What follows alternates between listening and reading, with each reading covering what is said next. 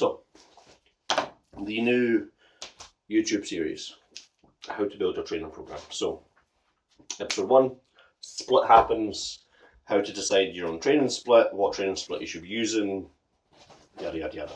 So, this is the thing. When I grew up training, when I started getting into lifting, pardon me, the kind of only split you had that anyone would use was just the bro split. That was it. That was as far as it would go. Bear in mind, I started training 2012, 2011. So it was just, you'd have a chest day, a shoulder day, a back day, an arm day, and a leg day. 5 sessions, and that'd be it. That's what I done for a big chunk of time. I didn't start adjusting really the structure of my training splits till 2018, and I started lifting 2011, 2012. The only thing I would do is I would add a secondary leg day in, because at a young age, I was told if you have big legs, you win shows. Shows are one for the legs, shows are one from the back. So I'd done that from a very young age. I was doing legs twice a week, and it wasn't like a hand day, a quad day and a hammy day. It was a leg day, 2 separate leg days, and it worked fantastically. It built the foundations of my physique, which is built off of my legs. So when it comes to training splits, there are numerous. So you have the bro split. If you listen to any of the Fuadabiad stuff, he refers to something as the pro split, which is legs twice a week. And then I'll break it down. Obviously, you have push pull legs, which is what I referred to. This really got big, personally, at least in the UK, around about 2017, 2018, where like the Trained by JP website and app and forum went to the fucking moon, and everyone was on that.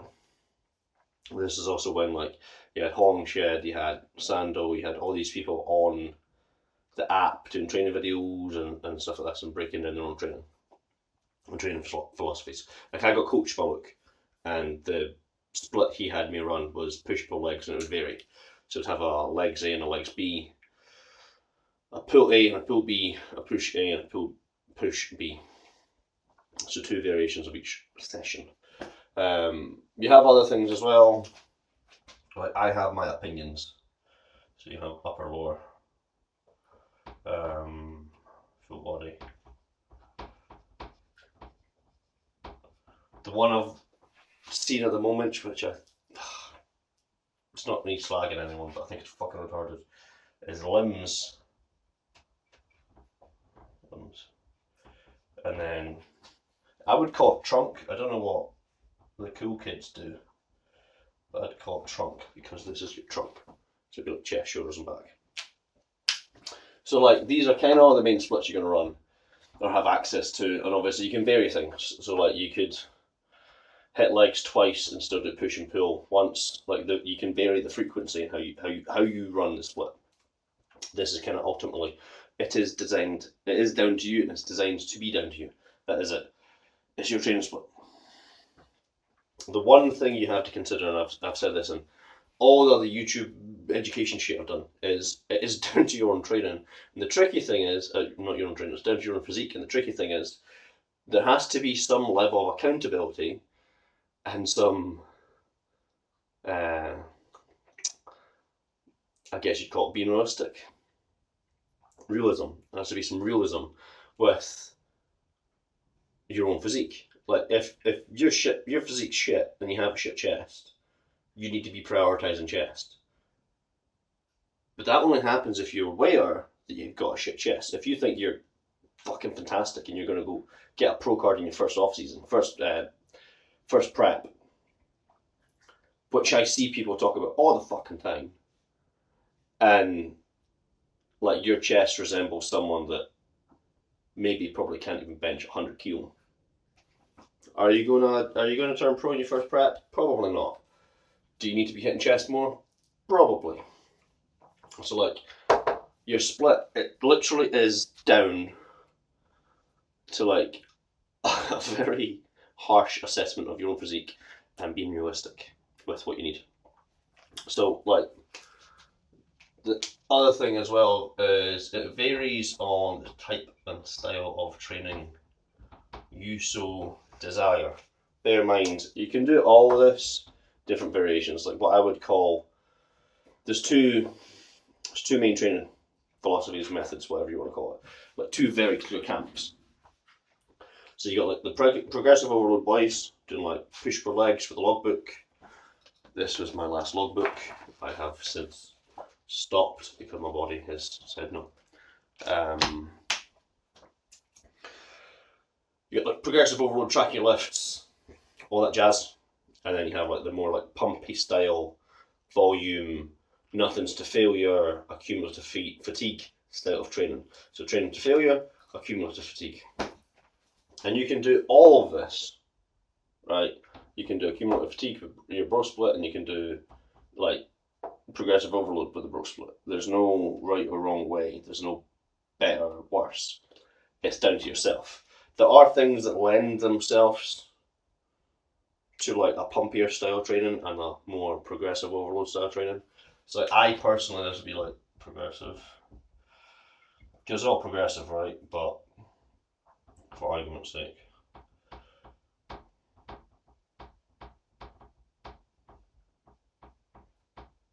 this is just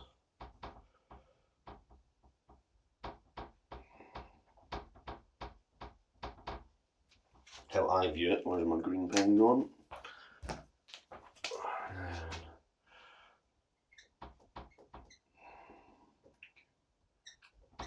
I think I've spelled that right. Accumulative.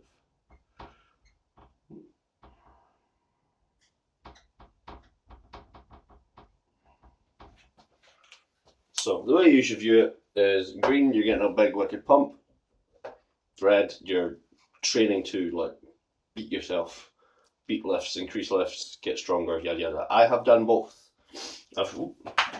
I've trained for 14 years now. The past 9 years, I've done almost exclusively progressive overload training. Call it 8 because there was a year my shit was fucked. And then the rest of it was the more cumulative stuff. So kind of 6 and 8 years, kind of split between the two, and they both work. I do believe a progressive overload style training is going to bring a denser look to your physique, a harder look to your physique, and I do believe a more like pumpy style of training is going to bring a fuller and rounder look to your physique. And as fucking bro science as it is, look at the pros, even look at the natty pros. If you compare like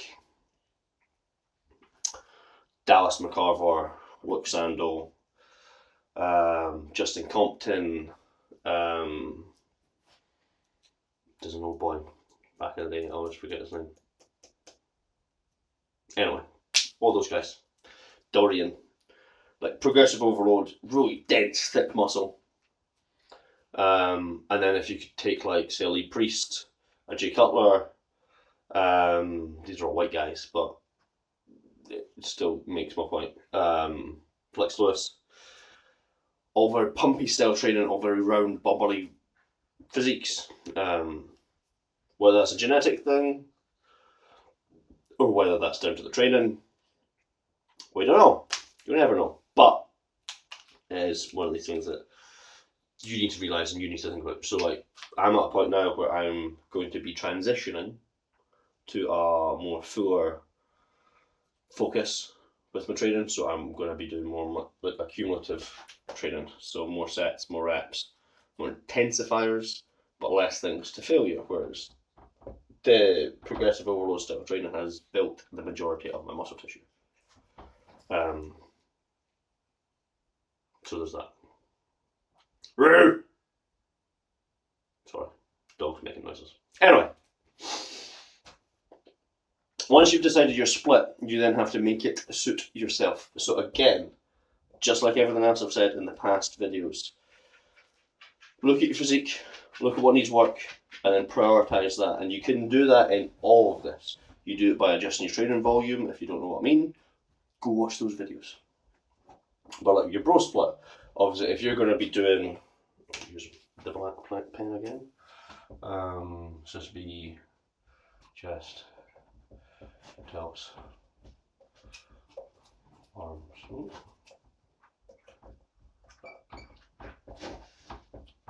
legs. This one's don't have to do that. Right, where was I? Let's finish it. So, obviously, with push-pull legs, I don't have to write down the thing, but you just condense everything, right? So, it's, where are we? Chest, delts, tries, and then it'd be like back. I like doing rear delts, so just put R delt, and then biceps. You can put hands here as well, and then just legs as a whole. And then the pro split, you can essentially just do this, and then legs twice. And like you can combine these two, or you can combine legs with back and hams. Upper lower, very simple. Upper body, lower body, full body, everything, and then limbs. It's like arms and legs together.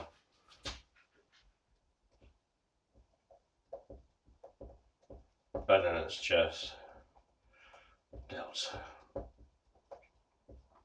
back. Nice and simple. So again, the main thing is it comes down to what you want to do, what fits what you need, like your requirements, and then on the flip of that, like where you're at in training comes into this. Like if you're a newbie, like if you're really fresh to training, it doesn't really matter what you do because you've not done anything. So as soon as you start doing something, you're gonna grow. It is as simple as that. The tricky thing I always find is there's a lot of conflicting evidence and research and just overall information out there about what a newbie should do. Like if you've just started training last month, 2 months ago, and you're like, right, what training program should I be doing? What split should I be running? How often should I be training? How long should I be training? How many sets should I be doing? What movement should I be doing? There's so much fucking shit out there that it boggles people's brains. And everyone pushes people to like lower body, full body, or upper lower. Which I get why. The reason is like, right, you've not trained, frequency's king, yada yada yada. I get that. My one like gripe with that issue is if you've not trained ever, and this goes back to like my last couple of videos of like exercise selection, just like overall connecting to a muscle group. If you've never trained and you've just started training now, like a couple months ago, the biggest fault, the biggest chink in your armor, the biggest weak link here is going to be how you do things, like the proprioception. Like if you're doing a dumbbell press and you're wobbly as fuck and you're coming down at different rates and one arm's going out this way and one arm's going out that way and you're falling behind and all this shit, you have zero proprioception. I need to build that up. The way you build it up is twofold. One, frequency. The more often you do something, the better you'll do it. Yes. Secondly, duration. Like, if you only do something like 2 movements or 2 sets for chest on a Monday, and then 2 sets of chest on a Wednesday, and 2 sets of chest on a Friday, are you going to have enough just exposure on those days to build up that proprioception, to build up the connection? I don't know, but that's what I started with. And I learned pretty quick how to connect to muscle groups, what it felt like when I was connecting to my quads, what it felt like when I was connecting to my chest, my delts, my arms, all of that. Like, yes, as I got further down the line, I realised this is a weaker connection, this is a stronger connection, I needed more here, I needed less here, all that. But as a newbie, personally, like with my first time clients, I put everyone on push-pull legs. I view push-pull legs as like, if this is like a gauge of like variations of experience, I would break it down like this. So I don't have my trusty springy. It appears the missus has stolen it. So if this is a gauge, high, and then low, I'll just put XP. Can't read that. XP, since all you young fucks like gamifying shit. I like going right in the middle. Yeah. Because like at the end of the day, most guys that are like really deep into the training, really developed, they need the time where they're focusing on every muscle group. They need a chest day. They need a shoulder day. They need an arm day, potentially. They need a back day. They need a leg day. They need a hamstring day. Like, I'd be hard pressed to find anyone that's standing on the Olympia stage or just an overall very experienced competitor doing full body. Like the gym, obviously I train out of and work out of, we've got a lot of people that compete from varying, the dog's being a dick at the moment, from varying experiences. We have people that have been competing far longer than I have, and then you've got people that have they've just entered that door into that arena of I want to compete. Most people aren't doing full body that compete. There's lots of boys in the gym that do full body, but they're not at that level where they've got a really developed physique in my eyes. And again, this is why I put people on push-pull legs, because the thing that push-pull leg does is it's your litmus test. It's your bullshit detector. It is what responds and what doesn't.